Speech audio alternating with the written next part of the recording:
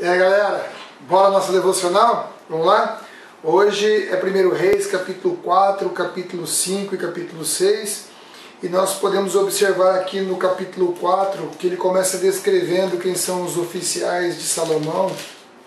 E depois ele começa a falar sobre a prosperidade e a sabedoria de Salomão. Relata aqui que Salomão compôs 3.000 provérbios e mais de 1.005 canções.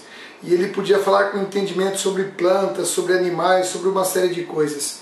Mas o destaque aqui é realmente para a prosperidade que havia ali no reino de Salomão, a prosperidade de Israel, quantas coisas Israel estava desfrutando naquele momento.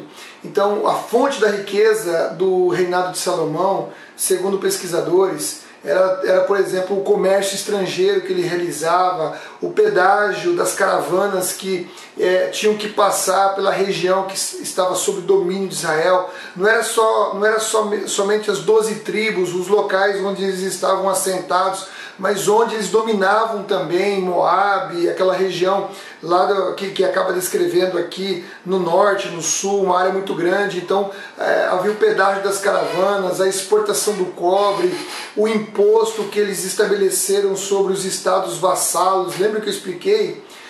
Quando um rei era muito poderoso, ele dominava uma determinada nação, e quando ele dominava aquela nação, ele estabelecia um imposto para aquela nação pagasse. Isso era cumprimento da profecia de Deus.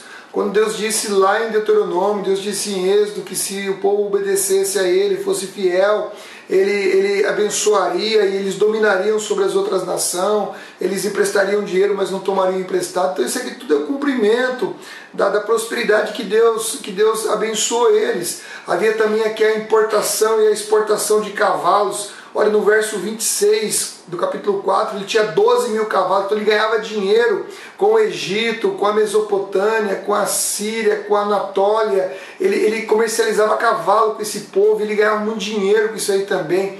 Havia também a aliança no capítulo 5, aqui no começo do capítulo 5, com Irão, o rei de Tiro.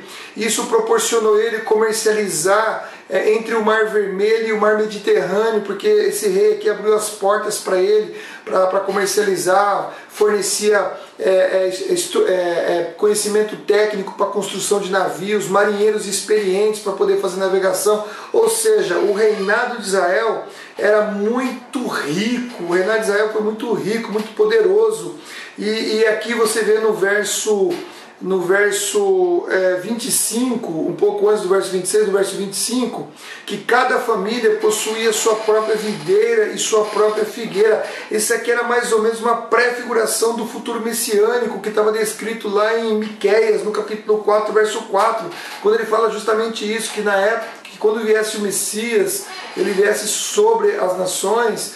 Cada um é um simbolismo aqui, né, que cada um possuirá sua própria videira e sua própria figueira. É um sinal de prosperidade aqui. E nós vimos aqui no capítulo 5, depois que descreve a questão do Irão, nós vimos aqui a verdadeira adoração, quando vai estabelecer aqui a construção do templo para unificar a adoração. Nessa época o povo ainda estava adorando nos montes, que Deus não recomendava, porque o povo poderia se desviar. Então a construção do monte, aliás, a construção do templo, era justamente para unificar a adoração, para tornar a adoração uma coisa única, para lutar contra a tendência de adorar a Deus do jeito de cada um, para que as pessoas adorassem Deus segundo a vontade de Deus, segundo o padrão de Deus, segundo aquilo que Deus estabeleceu. Isso serve para nós, serve para mim e para você. Que nós não podemos adorar a Deus do nosso jeito, nós temos que ter um coração puro, nós temos que ser obedientes, nós temos que ser fiéis aos propósitos de Deus, nós temos que andar com dedicação, vencendo os nossos temores, confiando na palavra, e nós precisamos principalmente adorar a Deus pelo que Ele é e não pelo que Ele pode ou não fazer por cada um de nós. Então essa é a verdadeira adoração, é a adoração que Deus quer e não a adoração que nós queremos. E aqui no capítulo 6 nós vemos então aqui a edificação do templo. Só que aí eu vou pedir para você, sabe fazer o quê?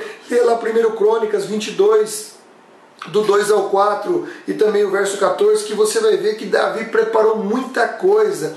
Davi deixou muita coisa comprada porque ele achava que Salomão era inexperiente para dar seguimento à construção do templo. E todos os projetos, toda a parte básica, os projetos das coisas foi tudo Davi também quem preparou. Está lá em 1 Crônicas capítulo 28, do verso 11 ao 12. Então você pode observar isso também. E aí você vê a construção do templo, que foi uma coisa maravilhosa, demorou 7 anos para construir, mas é uma coisa esplendorosa. Na minha Bíblia, que eu quero mostrar para você, ó, na minha Bíblia tem até um pequeno desenho aqui, não sei se você está vendo.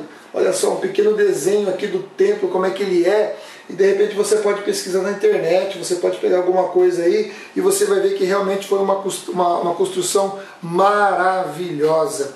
Então você vê que Deus abençoou. Isso aqui serve para nós o quê? Com muitos exemplos, né? Quando nós somos fiéis a Deus, quando nós seguimos os projetos de Deus, quando nós colocamos a nossa vida à disposição de Deus, temos a disposição de ouvir o que Deus tem para dizer para nós. Os projetos de Deus não serão como esse, talvez, uma construção física, mas serão projetos espirituais que nos levarão à satisfação, a sermos plenos em Cristo Jesus. Nós não vamos ter necessidade de absolutamente nada. Nada. Nós só precisamos de Jesus Cristo nas nossas vidas, amém?